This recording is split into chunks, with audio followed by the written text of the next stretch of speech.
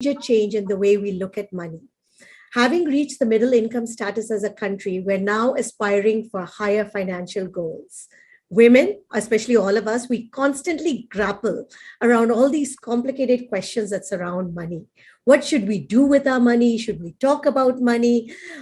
Is it family money? How should we manage this risk?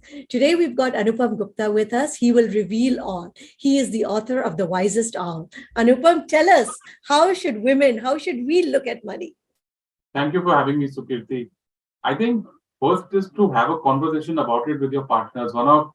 Two of the advisors that I've interviewed in the book are women. There is Dilshad and there is Shalini, and both of them are they said that, in our experience, housewives are the most practical people when it comes to money, and yet the husbands don't get them to meetings. Dilshad said that every conversation, they insist that clients get their spouses along with them. So please talk to your partners about money, be methodical about money, don't ever shy away from asking any question, and learn and ask around. I think these are the few things that I can definitely say they're applicable to everybody. But like I said, in the case of women, having conversations with your partners, with your family, your spouse, son, whoever it is even more important. There's just a default thing that men take charge. That should not be the case. Anupam, any way to start this conversation? Because this is one of the toughest things. Sometimes we feel that we may be intruding in somebody else's space, even though it's our own money too. So I think first is just to sit down and say, why are you having this? Because money is one of the, after fitness, money is the most important determinant of your well-being in your life. And when I mean money, I mean the outcome of all your hard work, this video that you're making, the book that I'm writing, all of them somewhere is something that we enjoy doing. And some of it is, of course, we do it free of cost. I'm not writing a book for the money for sure. But our lives are spent in our daily job or our business or whatever that we do. And the money is the outcome of that. Now, if you don't, that's a good place to start from. Like, you tell your husband or your partner, hey, have you thought about our money? Have you thought about our goal? Have you thought about our aspirations? Have you thought about whatever it is, buying a house, education for children, even a mobile phone that costs a lot these days? How are we going to plan for it? So what do we need to do about it? Where is our money? What do we earn? What do we spend? What are our savings? So start from the basics. Believe me, even the basics, that conversation can take a very long time. Fantastic. So I love tip number one. Let's just start talking about it. What else should women be thinking about when it comes to money? I think from the wisdom that I've got from the advisors who are out there, I think in case of women, the stage of life is very important. Dilshad, Shalini both mentioned about this. And women tend to go through it much more than men. And they spoke about how widow, divorce, single mother, all of these are very unique situations. So women that call for a very different approach towards financial planning. So the same situation that was there for you when you were married will not be there when you're on your own. So being aware that these transitions can change your life significantly and preparing and planning for it. For example, having an emergency corpus and keeping that in either a fixed deposit or a debt mutual fund that is safe, that is accessible. These are all small things that can go a long way in keeping you prepared for transitions. And like I said, these transitions, these moments in life affect women more than they affect men. And one of the things that we're very, very scared of, in the sense that it sounds so complicated, all these words and terms and stuff. So how difficult is it really to understand and learn about money? It's not really that difficult at all, Sukirti, because I mentioned this in my book. If you want to start, there are various ways.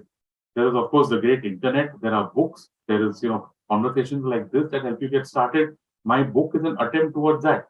Pick up maybe, one book or two books. Or if you're someone who's very, very internet savvy, go to YouTube, spend some time there, but please choose the right video. That is the most difficult part. Which is why, I belong to a generation which still believes in books, which is why I wrote a book and I didn't put all of this out on YouTube. But there's a lot of content out there. See what you're comfortable with.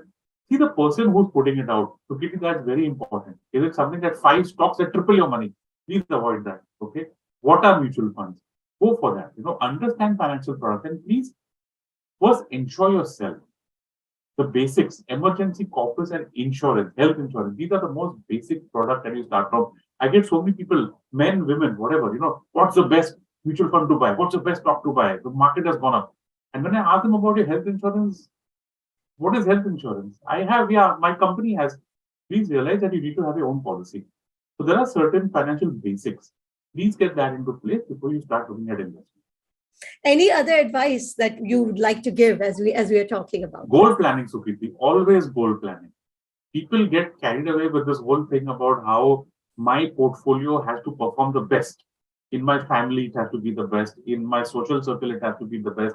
Because I love, who doesn't love, doubling, tripling your money, especially in the market that has been going up the way that it has in the last few months. But we need to look upon it as goal planning. One of the insights that came to me from one of the planners was that people come to me, and here I'm talking about the planner, the advisor, saying that how do I get 10% more return on my portfolio? He said, let me have a conversation with you. Why? How about we start from, can you spend, or rather, can you save 50,000 more from your, from your daily life? That takes the conversation in a very different direction. So taking the savings out to the maximum extent possible, okay, without, of course, compromising on your lifestyle. No one is saying that you have to, live the lifestyle that you want to, provided you're comfortable with it. But please focus on your saving, okay, because all of us have got about a 20, 30, 40-year career. At the age of 65, what will matter is what's left for retirement. And today, of course, you know that people are living longer. Women statistically live longer than men, okay? So you need to keep that pot of money, that corpus, for when you retire, for your responsibilities, because after the age of 65 to 70, the expenses continue, the income does not. So you need to be prepared for that stage. So goal planning, retirement planning, all of these are very important. Now, my last question. We're always worried about losing money when we go into the stock market. So tell us a little bit about that. Well, you are going to lose money. That's the bad news. The good news, of course, is the statistics show that the longer you stay in the market, the lower your chances of losing money. So if you're there for a year, it's like a coin toss. 50% you'll make, 50% you'll lose, or something of that sort.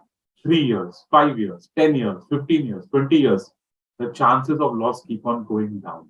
So if you have a plan, that's why I said financial planning, goal planning.